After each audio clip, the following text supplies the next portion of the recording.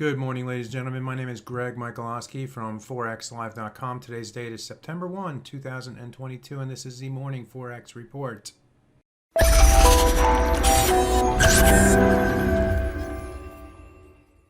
Looking at the euro versus US dollar, we've seen the pair move down to a new session low, and in the process, breaking below the 100-hour moving average and the 200-hour moving average.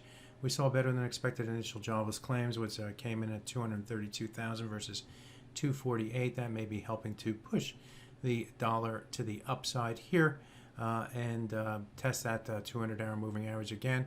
That is also near these lows that we saw earlier in the week, which were broken yesterday but could not be sustained, and that led to the move up to the upside. I've been speaking about the 38.2% retracement of a level that would need to be broken to the upside if the buyers are to take more control, and lo and behold, the high price yesterday stalled right against the 38.2% retracement and started to move to the downside. Some down and up trading in the Asian and early European session has led to the move back to the downside again, as better data in the form of initial jobless claims. Also, productivity was a little bit better than expected, even though it's down minus 4.1% versus minus 4.5%. Never a good thing to have productivity move to the downside. That's not a good look from an economic standpoint. Nevertheless, we are seeing the price move back down. If we get below the 200-hour moving average, be aware of the 99.51 level. That level is the low price that we saw way back when in July. The market came down. We bottomed off that level, corrected up here to the 50% of this move to the downside. This is a daily chart, and then rotated back to the downside. So this July low at 0.99515.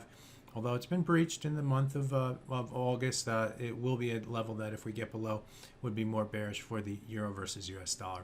Let's take a look at the dollar versus yen, and we can, if we look at this chart, we did move higher here in the Asian session, moved up to a high of 139.67, and right in the current hourly bar, we moved back up to retest that level. Looks like we broke just a little bit above it, but coming off of that level. What I like about this chart here from a bullish perspective is the break to the upside here, moved above our highs through here, and the corrective move back to the downside stalled against the previous high here. So that keeps the buyers firmly in control.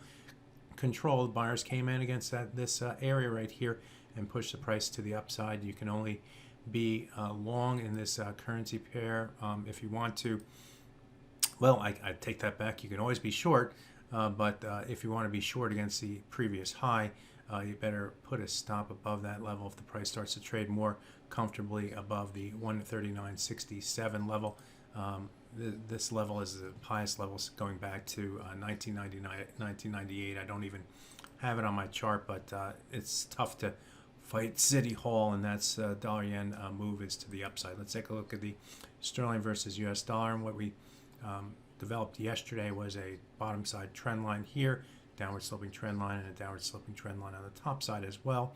The price action in today's trading saw the price initially move to the downside and then back up, tested that higher level through here, but fell short of the high price that we saw on Tuesday's trade, and the price started to rotate back to the downside. We've been above and below the lower trend line here, as you can see, and trying to stay below that level. We reached a new low of 115.47, 1.1547, and it's getting closer and closer to the low price that we saw in the pandemic low. This is the weekly chart.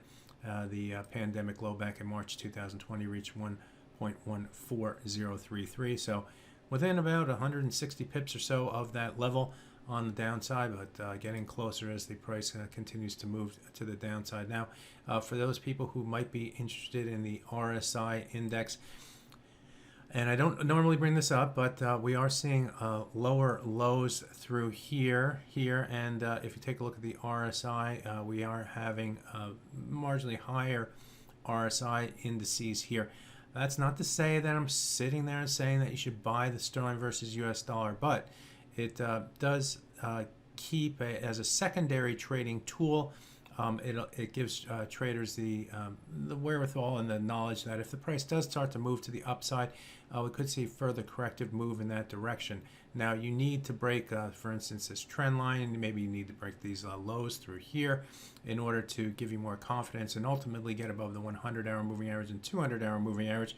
Recall from last week, the price moved above that 200-hour moving average only to fail and move back to the downside. But it is, something as, like I like to say, a secondary trading tool.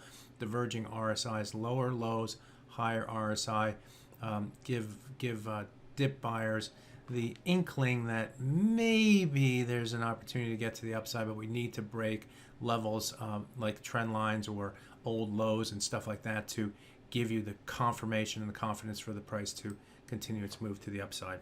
Speaking of continuing to move to the upside, the dollar versus Swiss made a new high over the last few minutes of trading here, trading at 98.08 as we speak, after moving up to a high of 98.23.9.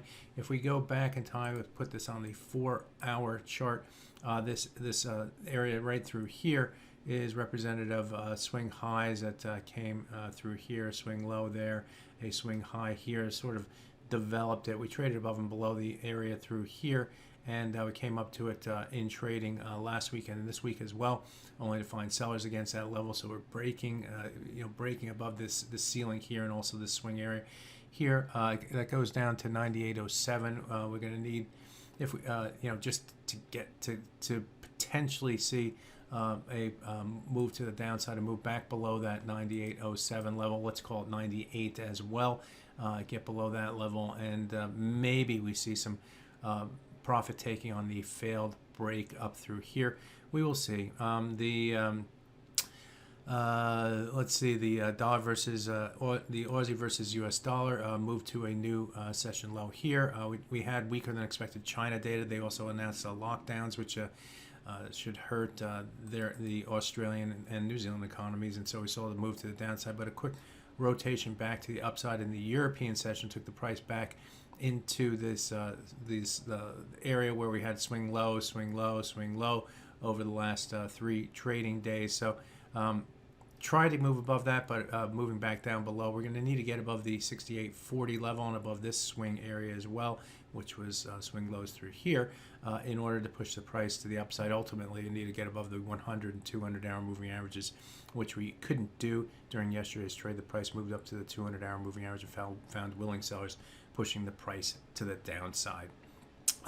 If you are interested, well, I think you should be, but if you go to Forex Live and click on Education, I've put another one of my videos up there, a short video about how to control fear of failure in your trading.